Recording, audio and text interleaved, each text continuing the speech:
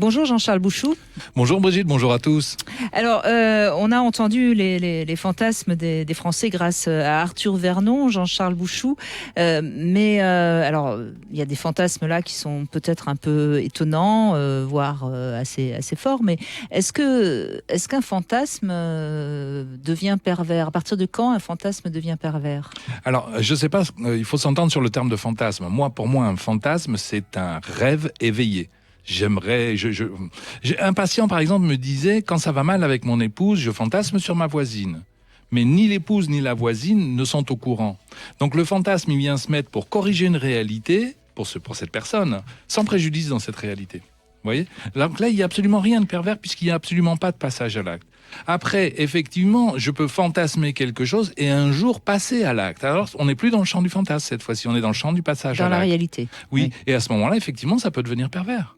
Oui, parce que le fantasme, donc, pour vous, ne se réalise pas. Et s'il se réalise, c'est plus un fantasme. Oui, là, c'est ça. Une fois qu'il est, c'est comme un rêve. Une fois qu'il est réalisé, ce n'est plus un fantasme. Et on pourrait même aller plus loin que ça. On pourrait dire justement, un des problèmes du pervers, c'est son incapacité à fantasmer. C'est-à-dire que lui, dès qu'il va avoir une idée, dès qu'il va avoir une pulsion, il va immédiatement se sentir obligé de passer à l'acte. Incapable de se contenir. Alors, je me permets, Jean-Charles Bouchou, parce que je sais qu'avec vous, on aura un éclairage qui ne choquera pas, mais ça me paraît important de parler justement de la pédophilie, de ces hommes et ces femmes qui ont alors, pas le fantasme puisqu'ils passent à l'acte, mais enfin, en tout cas, le désir de faire l'amour avec des enfants, enfin, en tout cas avec des gens qui ne sont pas matures sexuellement. Oui.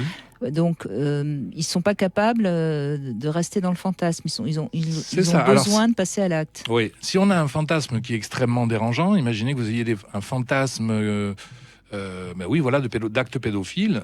Jusqu'à présent, vous n'êtes pas pervers, vous n'êtes pas passé à l'acte. Par contre, il s'agit de consulter maintenant.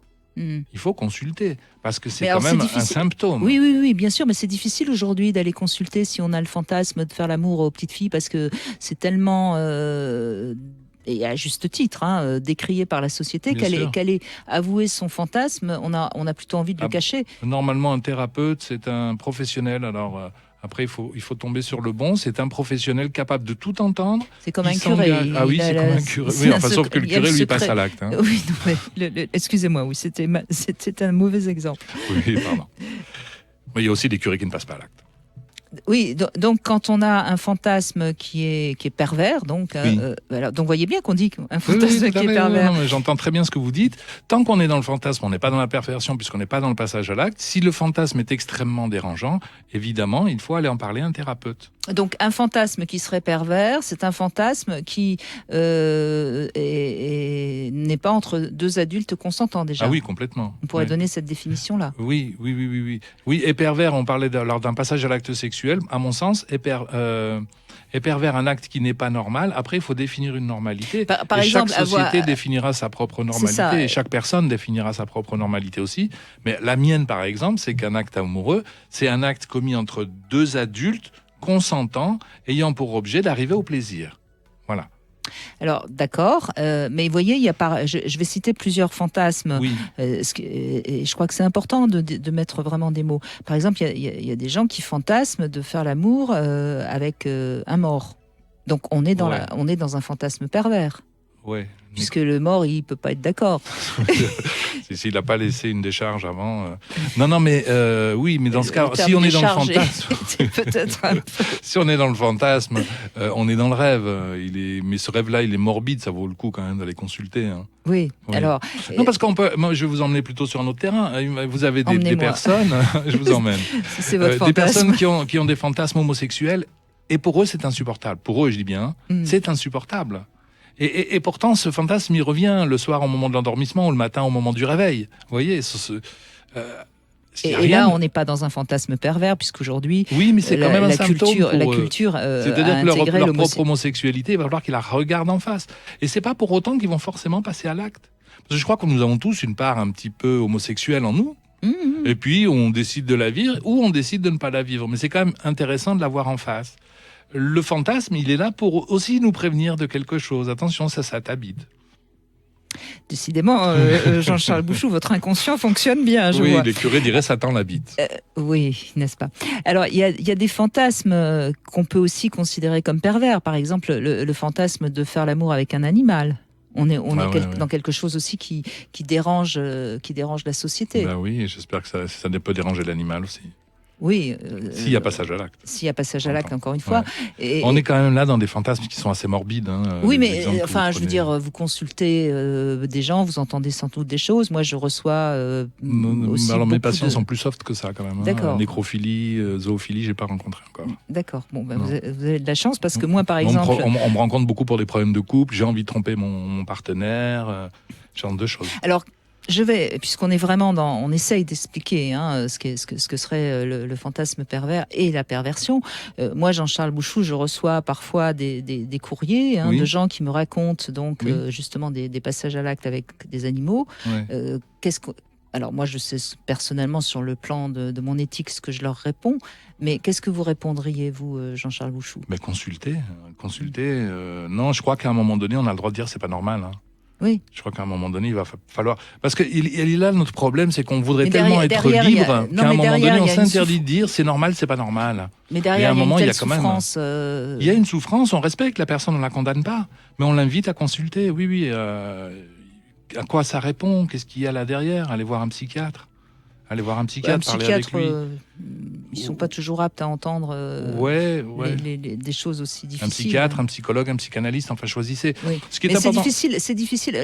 J'entends ce que vous dites, Jean-Charles Bouchou, mais j'entends aussi tellement de gens qui ont été voir des psys et qui finalement ont été jugés et en ressortent encore plus détruits. Ça, c'est pas normal. Ouais. Mais oui, mais c'est la réalité. C'est la réalité aussi des choses. Moi, en tant que psychanalyste, mon accueil, c'est humilité, bienveillance, et puis bien évidemment secret professionnel, c'est-à-dire que tout ce qui se dit là ne sera jamais divulgué à l'extérieur du cabinet. Et les gens sont en confiance et au bout d'un moment, ils se libèrent. Mais je suis sûre de votre éthique et j'ai aucun doute, Jean-Charles Bouchou, sur votre qualité d'écoute et votre neutralité et votre bienveillance. Mais c'est pas le cas de la majorité des thérapeutes. Il faut pas avoir peur d'aller voir. Qu'on trouve autour de nous. Il faut pas avoir peur d'aller rencontrer un thérapeute, faire 1 ou 2 séances et puis d'en voir un autre et encore un autre jusqu'au moment où on va se sentir bien.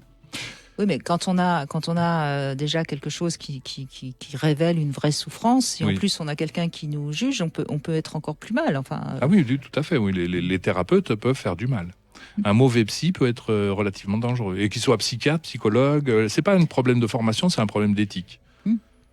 Et donc, pour revenir à cette capacité d'écoute, savoir écouter un fantasme pas normal, pour utiliser un autre mot que pervers, il faut déjà avoir